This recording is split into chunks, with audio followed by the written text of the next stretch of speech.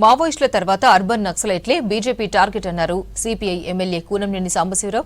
2026 మార్చి వరకు నక్సలిజాన్ని అంతం చేస్తామంటున్న అమిత్ షా పేదరికాన్ని లేకుండా చేస్తామని ఎందుకు చెప్పడం లేదన్నారు.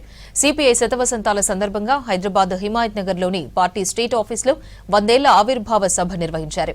ప్రజల తరపున 100 ఏళ్లుగా పోరాటం చేస్తున్నామని చెప్పారు.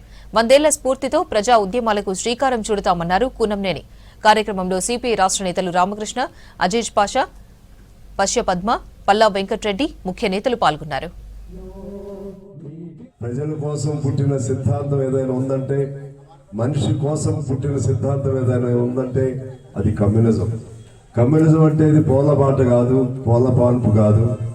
100 సంవత్సరాలు మనగలిగినటువంటి పోరాటం చేయగలిగినటువంటి అధికారం ఉన్నా లేకపోయినా ప్రజలతో నిలబడేటువంటి గుండె ధైర్యం, మానసిక స్థైర్యం కలిగినటువంటి పార్టీ ఏదైనా ఉందంటే అదొక భారత కమ్యూనిస్ట్ పార్టీ. కమ్యూనిస్ట్ పార్టీ ఎర్ర జెండా అనేది లేకపోతే ప్రజలకు ఒక రక్షక కవచం లేనట్లే. ప్రజలకు ఎప్పుడు ఏమవుతుందో తెలియనటువంటి భయానక పరిస్థితులు ఉన్నాయి. అందుకని ఆ భయానక పరిస్థితులు వాళ్ళకి భయం కల్పిస్తా ఉన్నాయి. నరేంద్ర మోడీ లాంటి వాళ్ళు, బీజేపీ లాంటి వాళ్ళు, తిరోగమన సిద్ధాంతం కలిగినటువంటి వాళ్ళు, కార్పొరేట్లకి ఊడిగం చేసేటువంటి సిద్ధాంతం కలిగినటువంటి వాళ్ళు ఇవాళ కమ్యూనిజం అంటే ఒక భూతంలాగా, ఆ రోజుల్లో కమ్యూనిస్ట్ పార్టీ ఉద్భవించినటువంటి రోజుల్లో కమ్యూనిజం అంటే ఇది పెనుభూతం అని పేరు పెట్టారు. తిరిగి అటువంటి భూతం అనే పేరు పెడుతూ కమ్యూనిస్టులను లేకుండా చేయాలనేటువంటి ఒక లక్ష్యాన్ని వీళ్ళు చేపట్టడం జరిగింది.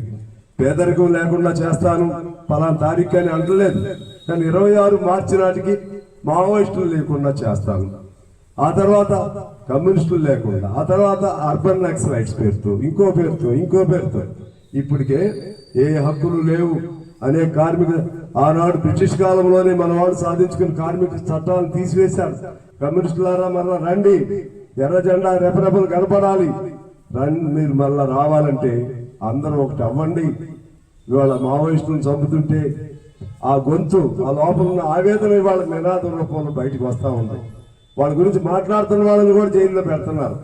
ఆ విధమైనటువంటి దశలో అందరు కోరుకుంటున్నారు మళ్ళా అందరూ ఒకటి కావాలి, అన్ని ఎర్ర జెండాలు ఒకటి కావాలి, ఎర్ర జెండాలన్నీ ఒకటయ్యి ఒకే జెండా అవ్వాలి. ఆనాడు ఆ జెండా ఢిల్లీలోని ఎర్రకోటపై ఎగరాలి. ఇది ప్రజలు కోరుకుంటున్నారు.